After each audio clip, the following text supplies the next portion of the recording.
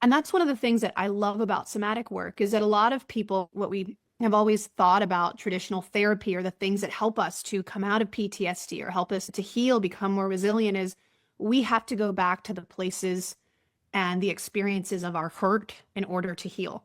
It just shows that incredible work can be done outside of going back to this treasure chest of pain in the past. And what we often find, or what we have now found in the new research that came out in the early 2000s. So this is where the big shift was. The early 2000s, we had this incredible advancement in medical technology with the neuroimaging abilities that we now have.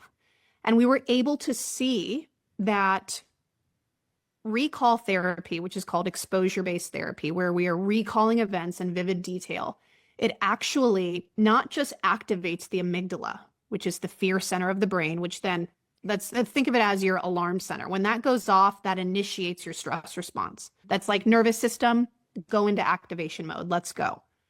It's our survival mode. And so not only does it activate that amygdala, but it also, if you are doing it on a consistent basis, can cause your amygdala to grow in mass. Physically grow in mass, which means, again, we are stuck in survival mode. And so going back and rehashing and recalling our memories can actually sometimes do more harm than good. It can keep us stuck in the past. It can keep us stuck in kind of that survival mode. And so that is what I love about somatic healing, is that people, by just working with the body and not necessarily having to work with the content and allowing the body to express and expel what's been pent up. Think of it like a pressure cooker. You have this pressure cooker of adrenaline and cortisol that's been building up and building up. And if we don't have the practices or the awareness of how to open that lid a little bit and release a little bit of steam, we're not talking about cathartic work. I don't really promote that, and we can maybe talk about that too. But just lifting like the steam punching pillows and stuff, because I did that once.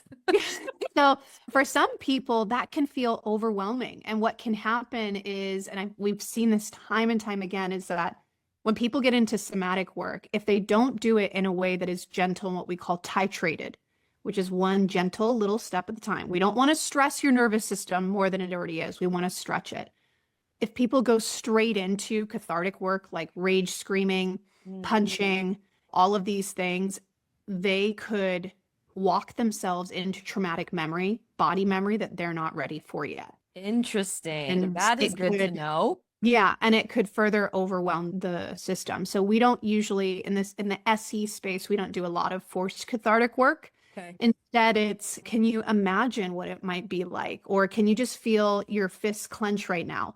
And as you're talking about, so let me give you an example. Kind of what we're circling around is a pool. In traditional therapy, your therapist you might think of it this way. They throw you into the deep end, into the trauma.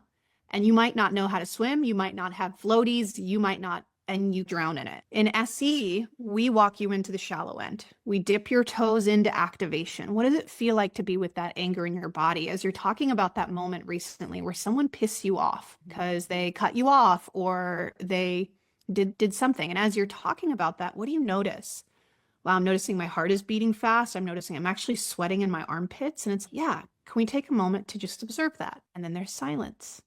And we slow down and we notice, what does the body do next? And I always love asking that question. Can we just be with that and see what happens next? And what you're doing is you're not forcing anything. You're just allowing the body to do, like you said, what it's always known how to do, which is metabolize, move through, and discharge all this stuff. And so that will start to happen with, wow, I'm now noticing I'm clenching my jaw and the heat is rising up to my ears. Yeah. And then there's a breath. And then it's, wow, I'm now noticing there's tears behind my eyes. And even as I'm saying this, I'm feeling a little bit of that. And it's, yeah, your body's letting out a little bit of steam. Can that be here for a moment? And the next thing, there's some gentle crying, or there's an emotion that comes out, or a bit of a, as you said, you growl or grunt, right? Yeah. Yeah. And this can naturally happen. And again, we're just touching into the shallow end. We are working the outer edges of the trauma rather than going into the middle of this trauma vortex. And by dipping our toes in and out and getting used to, this is what anger feels like, and it's safe to be here. What starts to happen is the body starts to become unbound from this stuckness, this, we call it fixity in the nervous system, starts to release. It starts to allow the body and the nervous system, again, to do now what it couldn't do back then. And we're not circling around the experience. We're working with these more neutral experiences in life. And so by you doing the work that you're doing, right, in those, the martial arts that you were doing, moving the body is one of the best things that you can actually do to discharge. And again, you're not having to get into the content.